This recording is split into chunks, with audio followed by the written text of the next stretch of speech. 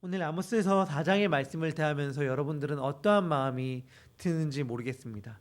특별히 후반부에 계속되어서 반복되어지는 말씀이 있잖아요. 어떤 말씀이 5번씩 반복되어 지나면, 그러니까 너희가 내게로 돌아오지 아니하였느니라 여호와의 말씀이니라 라는 말씀이 5번 반복됩니다.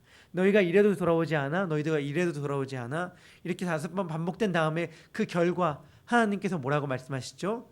너희가 이제 나를 만날 준비를 해라 라고 말씀하여 주시는 것이 오늘 본문의 말씀입니다. 그렇기 때문에 저는 아모스서 4장을 읽으면서 제 안에 이렇게 한번 정리를 해보았어요.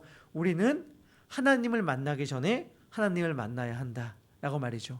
우리는 모두가 다 예외 없이 하나님을 만날 때가 올 것입니다. 하지만 그때에 가서 하나님을 만난다면 너무 늦은 거예요. 우리는 그 전에 하나님을 꼭 만나야만 합니다. 오늘 본문의 말씀을 한번 처음부터 차례차례 살펴보길 소망합니다. 오늘 본문은 이렇게 시작하죠. 사마리아 산에 있는 바산의 암소들아. 이것은 당시에 사마리아에 있는 부유한 여인들, 특별히 타락하고 자신의 힘을 마음껏 부리는 여성들에 대한 경고의 말씀으로 주어진 것입니다. 여성들만 어떻게 이렇게 경고할 수 있는가라고 차별적인 느낌을 가질 수 있지만, 사실 아모스서는 크게 세 부분으로 나눠져 있는데 매우 정교하게 잘 구성되어 있어요. 특별히 4장 1절부터 3절은 지도급 여성들에 대한 비판이라고 한다면, 그 4장 1절부터 3절이 담고 있는 큰 단락의 말씀 가운데에서 6장 1절부터 7절은 또한 지도급 남성들에 대한 비판의 말씀을 하므로 이게 대꾸를 이루거든요. 그렇기 때문에 사실은 지금은 여성들에 관한 이야기를 하고 있지만, 이것은 이스라엘을 지도하고 있는 그 지도급 인사들에 대한 비판의 말씀으로 우리가 들을 수 있습니다. 그들을 향하여 하나님은 어떠한 경고를 하고 있습니까? 그들은 무슨 죄악을 행하였습니까? 오늘 본문은 이렇게 얘기합니다. 힘없는 자를 학대하며 가난한 자를 압제하였다. 그리고 가장에게 이르기를 술을 가져다가 우리로 마시게 하라 라고 하면서 흥청망청 자신의 유익을 따라 살면서 힘없는 자 가난한 자는 괴롭히고 학대하였다, 돌보지 아니하였다는 그들의 죄를 고발하고 있습니다. 그러하기에 하나님은 뭐라고 말씀하셨냐면, 너희들 그때가 올 줄 알아라 라고 말씀하여 주는 거예요. 우리도 우리의 욕심대로, 아니면 이 땅을 살아가는 수많은 사람들이 자신의 욕심과 방법대로 살아가지만 결국에는 때가 있음을 알아야 합니다. 그때가 오면 어떠한 일이 벌어집니까? 사람이 갈고리로 너희를 끌어가며 낚시로 너의 남은 자들도 그러하리라. 너희가 성 무너진 데를 통하여 각기 앞으로 나아가서 하르몬에 던져지리라. 여호와의 말씀이니라 라고 말하고 있습니다. 결국엔 자기가 욕심대로 행하다가 하나님의 엄중한 심판을 당하게 된다는 것입니다. 포로로 끌려가듯이 끌려가고요, 고기가 낚시에 매어서 끌려 올려가듯이 그들은 끌려갈 것입니다. 또한 성경은 뭐라고 얘기합니까? 하르몬에 던져지리라고 이야기를 해요. 하르몬이 어딘지는 사실은 명확하게 알 수는 없습니다. 하지만 많은 사람들이 추측하기로 여기를 헤르몬산이라고 한다면, 헤르몬산은 사실 바산 지역 국경지대에 있었거든요. 즉 바산의 암소들이, 바산이라는 말 자체가 매우 좋은 기름진 땅이었어요. 목축지로 매우 좋은 땅이었고, 거기에 암소들이 좋은 품질로 인정받았던 곳이었거든요. 그런데 바산이란 말 자체가 또한 그 어원 자체에서 기름진 땅, 옥토라는 뜻을 갖고 있어요. 그 좋은 곳에 살고 있던 바산의 암소들이 바산에 있는 산에 던짐을 받는다는 말을 통하여 하나님의 심판이 어떠한 방식으로 이루어질 것인가를 이야기하고 있지요. 그 다음은 4절부터는 이렇게 얘기합니다. 너희는 베델에 가서 범죄하며 길갈에 가서 죄를 더하며. 베델, 길갈 어떠한 곳인지 우리 너무나도 잘 알고 있잖아요. 베델은 야곱이 성원한 곳인 동시에 여로보암 2세가 그곳에 단을 지음으로 말미암아 이스라엘의 성소 가운데 한 곳이었고요, 사무엘이 이스라엘을 다스리기도 했던 이스라엘의 매우 중요한 지역 가운데 하나였습니다. 또한 길갈은 어떠한 곳입니까? 길갈은 이스라엘 민족들이 가나안 땅 처음 들어갔을 때 정착했던 곳, 매우 유명한 곳인 동시에 사울이, 이스라엘의 초대 왕이었던 사울이 기름 부음을 받는 장소이기도 했습니다. 그리고 여로보암이 베델과 단에 금송아지를 짓고 예루살렘까지 예배하러 갈 필요 없어, 이제 여기서 예배하면 돼 라고 말을 하였을 때에 기원전 8세기 정도, 즉 아모스 시대에 이르면요, 단 대신에 길갈로 예배를 드리러 가는 것이 일반화되기 시작했거든요. 즉 베델과 길갈은 어떠한 곳이냐면 이스라엘 민족들에게 있어서 종교적 중심지였어요. 예배의 중심 처소였단 말이에요. 그런데 하나님께서 거기로 초대하십니다. 너희가 나와라 라고 말하는 거예요. 베델로 가라, 길갈로 가라 라는 말은 베델로 오라, 길갈로 오라 라는 말이거든요. 와서 예배를 드리라 라고 말을 하는데, 그들에게 하나님께서 뭐라고 얘기하는 것이냐면 아침마다 너희의 희생을, 3일마다 너희의 11조를 드리라, 이렇게 말을 합니다. 이게 무슨 의미일까요? 아침마다 매일마다 희생 제물을 드려라, 3일마다 11조를 드려라 라는 말은요, 아마도 하나님의 과장법이라고 볼 수 있을 것 같아요. 사무엘상 1장을 보면요, 매년 하나님께 예배를 드리러 성소에 나아가는 모습들을 볼 수 있거든요. 즉 하나님이 율법 가운데 제정한 것은 매년 한 번 하나님께 나와서 예배를 드리는 것이었어요. 그런데 하나님은 말하는 것이에요. 너희들 매일 나와서 예배 드려. 그리고 또 이렇게 얘기하는 거예요. 율법, 특별히 신명기서 14장 28절이나 26장 12절을 보면 우리가 흔히 알고 있는 11조 말고도 3년마다 한 번씩 바치는 11조가 있었거든요. 3년마다 한 번씩 모아 바치는 11조가 있었는데, 하나님은 여기서 뭐라고 말씀하시냐면 3년이 아니라 3일마다 한 번 11조를 바쳐봐. 그러면 내가 좋아할 것 같으냐? 이렇게 말하는 거예요. 너희가 기쁘게 막 너희의 종교적 헌신들을 다 한다고 얘기하고 있지, 1년이 아니라 매일마다 내 앞에 나온다고 얘기하고 3년이 아니라 4일마다 나에게 11조를 바친다고 얘기하고, 그것을 너의 기쁨으로 삼고 자랑으로 삼을지 모르겠지만 그것이 내가 기뻐하는 바일 줄 아느냐? 라고 하면서 이스라엘 민족들의 잘못된 종교적 헌신에 대하여 하나님은 지금 조롱하고 계신 것입니다.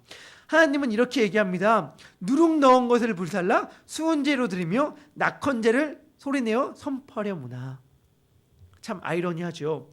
여기서 수은제, 낙헌제라는 말이 조금은 낯설게 들릴지 모르겠습니다. 수는 갚은다, 은은 은혜. 그래서 은혜를 갚는 제사. 낙헌제, 낙은요 기쁨, 즐거울 낙이거든요. 한자로 즐거움으로 말미암아 하나님께 헌신되어 하나님께 드린다. 즐거움으로 하나님께 드리는 제사가 낙헌제예요. 이 모든 건 다 이스라엘의 유명한 5대 제사 가운데 화목 제사에 포함되는 거거든요. 이스라엘의 5대 제사가 있습니다. 번제, 소제, 화목제, 속건제, 속죄제. 저에게 배운 분들 여기 계신가요? 하여튼간 이 5대 제사가 있는데, 이 중에 특별히 화목제는요, 하나님께 죄를 용서함 받기 위해 드리는 제사가 아니었어요. 어떤 제사였냐면 자기가 하나님께 받은 은혜를 이웃들과 함께 나누는 잔치의 제사였습니다.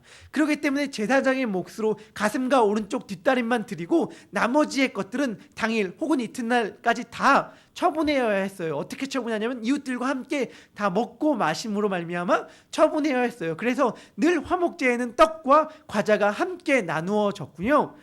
신기하게도 화목제는 그러기 때문에 번제나 다른 제물과 달리 암수의 구분도 없었고, 우리의 상식과 약간 다르긴 하지만 흠이 있는 걸 드려도 괜찮은 제사가 바로 화목제물이었습니다. 우리는 제사 드릴 때 흠없는 제사 막 이렇게 짐승들 맞췄다고 생각하잖아요. 그런데 화목제는 일부 흠이 있는 게 용인되었어요. 그것은 자기의 죄를 용서를 받는 제사라기보다는 이웃들과 함께 잔치하는 의미를 가진 제사였기 때문에 그렇습니다.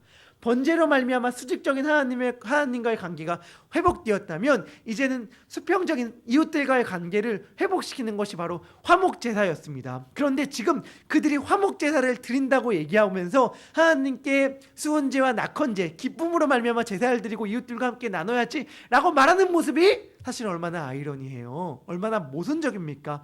왜냐하면 그들이야말로 이웃들을 돌보지 않고 가난한 자들을 학대하는 자들이었잖아요. 그러한 자들이 드리는 화목제를 하나님께서 기쁘게 받으시겠습니까? 아니, 그러한 자들이 드리는 화목제물이겠습니까? 그러니까 뭐라고 얘기하냐면 누룩을 넣었다라고 얘기하는 거예요. 누룩을 넣은 제사는 하나님께서 절대적으로 금하신 거거든요.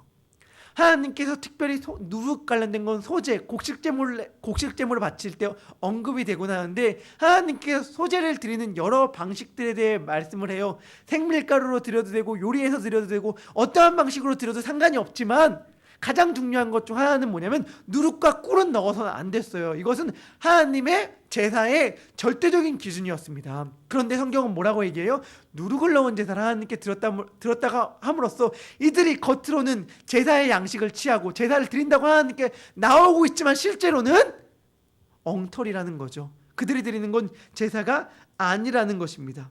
그러면서 이렇게 얘기합니다. 이스라엘 자손아, 이것이 너희가 기뻐하는 바니라 주 여호와의 말씀이니라. 무슨 말이냐면 이렇게 자기의 마음대로 자기의 욕망에 사로잡은 채로 하나님께 종교적인 열심을 다하면서 자기 스스로는 자랑하는 거예요.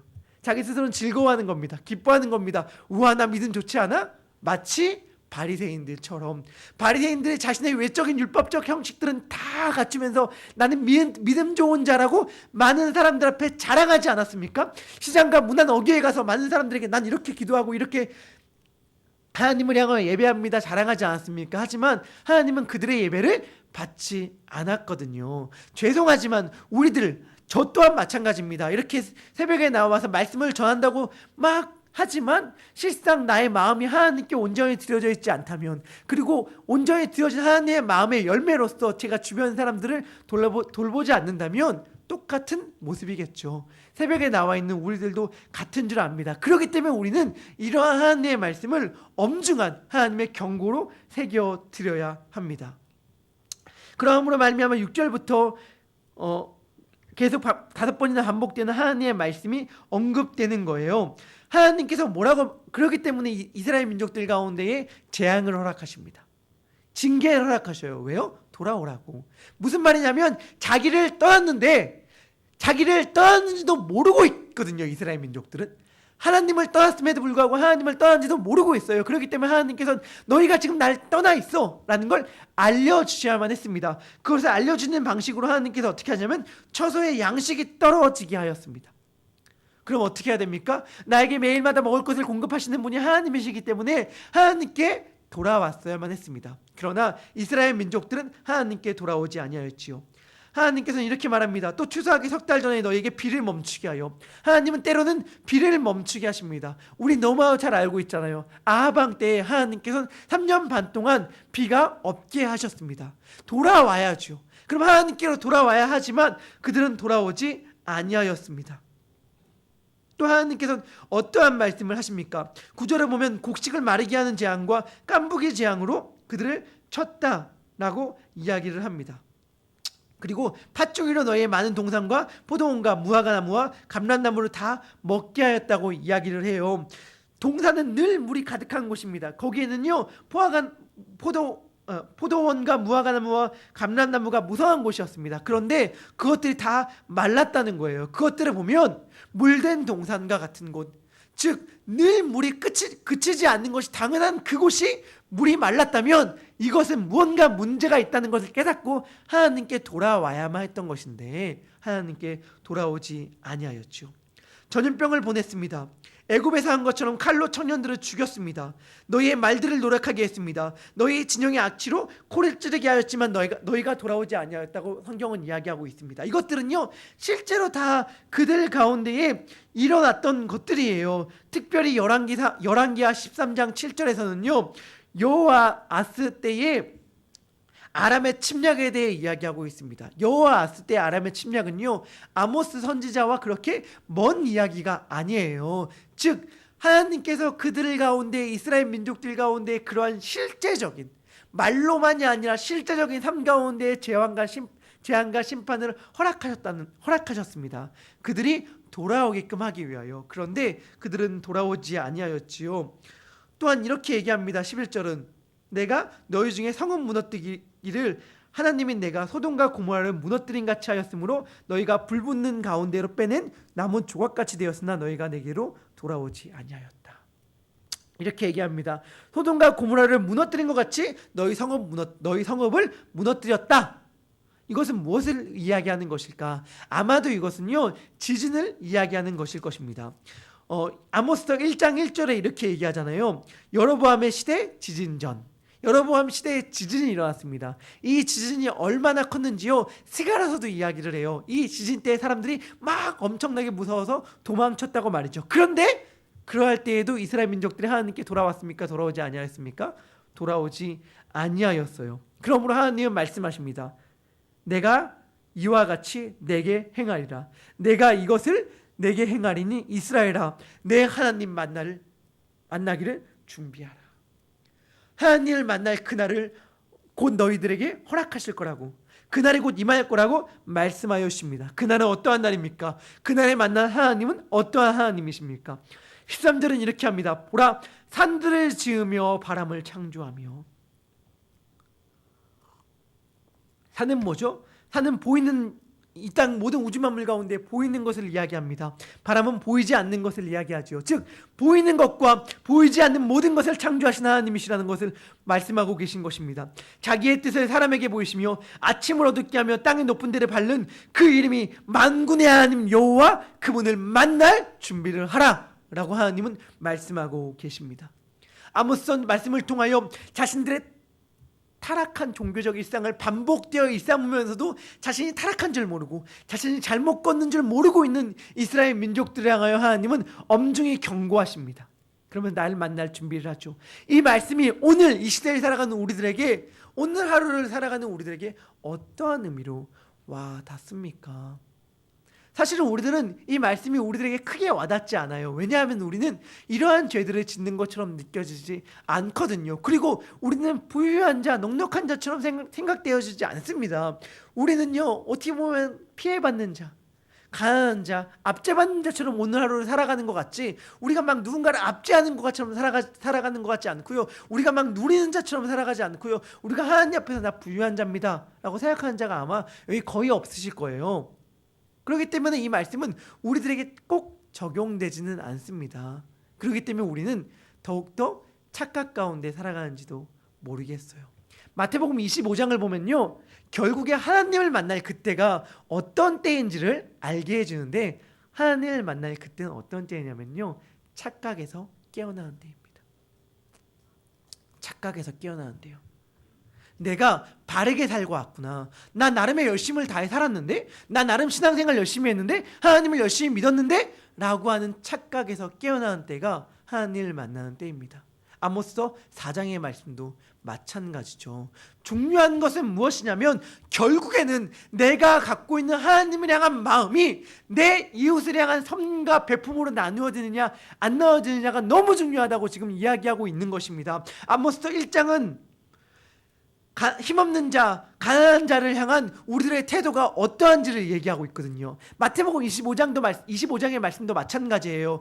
예수님을 향하여 잘 대해줬던 자들, 예수님을 섬겼던 자들은 누굽니까? 가난하고 힘없는 자들을 섬긴 자들이에요. 예수님을 외면했던 자들은 누굽니까? 가난하고 힘없는 자들을 외면했던 자들이에요. 오늘 내가 내 주위에 하나님께서 돌보라, 하나님께서 베풀어라, 섬겨라 하는 자들을 외면한 채 나의 열심만, 나의 유익만을 위해 살아가고 나의 유익만을 위해 살아가는 마음 그대로 하나님께 나와서 종교적 열심을 반복한다면 오늘 아모스 4장에서 하나님께서 경고하는 자들과 어쩌면 우리는 동일한 자들일지도 모르겠습니다. 오늘 하나님의 말씀을 귀 기울였으면 좋겠어요. 이들은요, 열심히 산다고 살았을 거예요. 이들은 자기 하나님을 향하여 열심히 종교적 열심을 베푼다고 하며 살았을 거예요. 그렇지만 돌보지 아니하였어요. 저희가 후반부에 5번이나 반복되었을 때 이러한 말로 이해하지 않았으면 좋겠어요. 하나님께 잘하면 가뭄이 없고 늘 풍년이 오고 문제가 없고, 하나님께 잘못하면 문제가 있음으로 말미암아 누군가 문제 있는 삶을 살아가는 사람이 있다면 그는 하나님께 뭔가 죄를 지은 사람, 내 삶이 뭔가 현실적인 어려움이 없다면 하나님께 뭔가 하나님과 관계가 좋다, 이런 식의 것으로 접근하지 아니하였으면 좋겠어요. 이 말씀을 어떤 식으로 받아들여야 하냐면 나의 모든 삶을 지탱하고 있는 분이 하나님이시라 라는 의미예요. 그런데 내가 무언가 내 삶이 무언가 불편한 것 같고 내 삶이 뭔가 어긋난 것 같다면 어떤 식의 것, 쉽게 말하면 이런 겁니다. 내가 일터에서 뭔가 문제가 생긴 것 같다면 일터에서 문제를 해결하려고 하는 것이 아니라, 내가 가정에서 뭔가 문제가 생긴 것 같다면 가정에서 뭔가 문제를 해결할 것이 아니라 일터의 주인 되신 하나님, 가정의 주인 되신 하나님, 즉 하나님과의 관계 먼저 해결해야 모든 다른 문제들이 해결되어진다는 것을 말씀하고 있는 거예요. 하나님께서 왜 이러한 방식으로 일을 행하시냐면 나와의 관계가 문제가 있는데 너희가 나의 관계가 문제가 있는 걸 모르기 때문에 나와의 관계가 문제가 있다는 걸 알게 하기 위하여 다른 곳에서 뭔가 문제를 불러일으키는 것인데, 우리는 하나님과의 관계는 문제를 해결하지 않은 채, 하나님과의 관계는 해결하지 않은 채 이곳에서만 문제를 해결하려고 하고 저곳에서만 문제를 해결하려고 하니 그것이 잘못됐다는 것이며, 하나님과의 관계의 문제를 해결하는 주된 방식은 뭐냐면 하나님의 뜻을 행하는 것인데, 그 하나님의 뜻은 뭐냐면 주변에서 힘든 자, 어려운 자, 나의 도움이 필요한 자, 영적으로 눌려있는 자들, 신음하는 자들에게 다가가서 하나님의 마음과 사랑을 베품으로 말미암아 그를 살리는 것, 그것이 하나님께서 우리들에게 오늘 말씀하는 것이라는 것입니다. 바라기는 이 아모스 선지자의 말씀을 진심으로 우리들의 이야기로 들었으면 좋겠습니다. 나는 압제하지 않는 것 같은데, 나는 돌보지 않는 것 같은데, 나는 부유하게 떵떵거리며 나의 마음대로 사는 것 같지 않은데 라는 말로 말미암아 나중에 하나님을 만났을 때 착각이 벗어지는 일 없이 지금 오늘 먼저 하나님을 만남으로 말미암아 하나님, 제가 잘못 생각하고 있었군요. 바로 이 바산의 암소와 같은 자들이 바로 저였습니다. 하나님께서 나에게 돌보라고 하는 자들을 돌보지 않았던 자들이 바로 저였습니다. 나의 삶에 있는 많은 문제들 가운데에서 이 문제들이 하나님과의 관계로 말미암아 일으킨 줄 알지 못하고 이 문제들 자체에만 집착했던 것이 바로 저였습니다. 하나님, 오늘 하루 하나님과의 관계가 먼저 회복되게 하여 주시고, 하나님과의 관계가 회복됨으로 말미암아 하나님의 뜻을 이루게 하여 주시고, 그러함으로 말미암아 나의 삶 가운데 진정한 예배가, 진정한 평안이 찾아오게 하여 주시옵고, 매일마다 하나님을 궁극적으로 만날 그날 전에 하나님을 만나는 오늘 하루가 되게 하여 주시옵소서. 이러한 마음으로 하루를 살아가는 우리 모두가 되기를 주님의 이름으로 축복합니다. 기도하겠습니다. 하나님, 하나님을 만나기 전에 하나님을 만나길 소망합니다. 그러함으로 말미암아 오늘 나의 삶에서 하나님과의 관계가 회복되고 하나님의 뜻을 이루어 감으로 말미암은 평화, 진정한 예배가 이루어지게 하여 주시옵소서. 오늘 하루 하나님께서 그렇게 우리들의 삶을 이끌어 주실 줄 믿고 감사드리며 예수님의 이름으로 기도합니다. 아멘. 하늘에 계신 우리 아버지요,